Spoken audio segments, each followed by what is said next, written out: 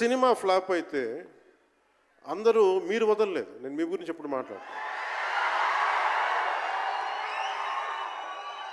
అంటే ధనం మూలం మిదం జగత్ అంటాం.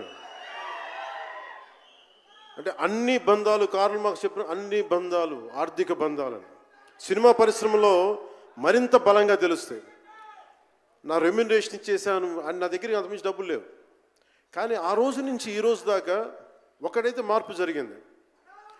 నేను చిత్ర పరిశ్రమ హిట్స్ ఫ్లాప్స్ ఇవన్నీ వదిలేసి నేను ఒకటే నమ్మాను, నా అభిమానులు నాకున్నారు, నన్ను ప్రేమించే వాళ్ళు ఉన్నారు.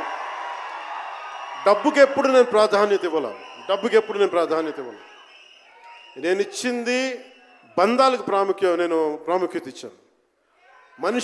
మనిషి నుంచి మనిషి బంధం.